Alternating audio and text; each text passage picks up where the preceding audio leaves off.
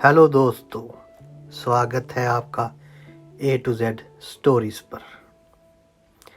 आज हम बात करने जा रहे हैं नकोदर के फकीर शहंशाह साईं लाडी शाह जी की, क्योंकि जिसको दर पे बुलाना है उसे बुला लेना है।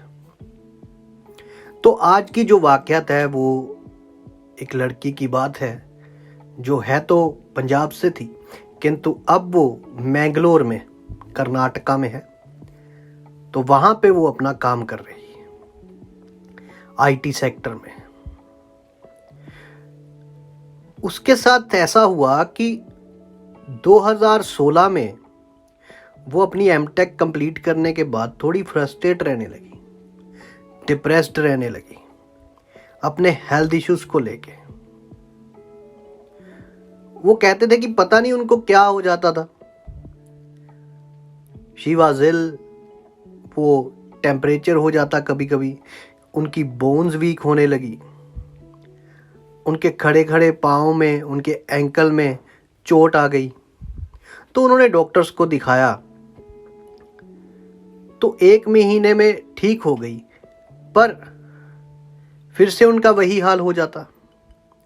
वो फील करती बहुत ज़्यादा भारीपन अपने सिर पर।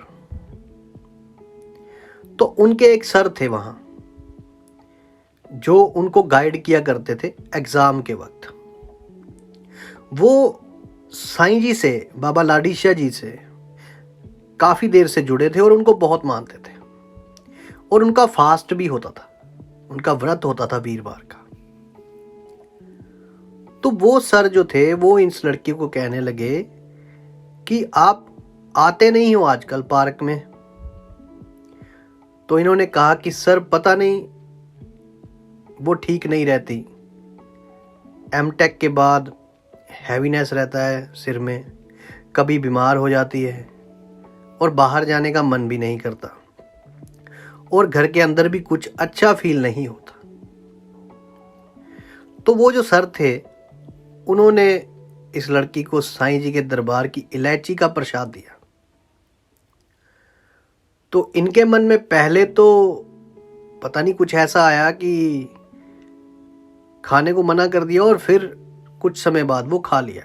2017 में ये पहली बार साईं जी के दरबार के दर्शन के लिए गई, और उसके बाद इनको फील हुआ कि जैसे कुछ शरीर हल्का सा हो गया, और जो बेचैनी सी लगी रहती थी सब शांत हो गई।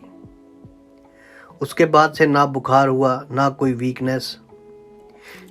इनको पता नहीं चला कि मुझे क्या हुआ था, बट कहते हैं कि इतना पता है कि आज जो कुछ भी हूँ वो साईं लाडी शाह जी की रहमत से हूँ, और बहुत शुक्रगुजार हूँ साईं जी की कि उनकी नज़रों करम हुई।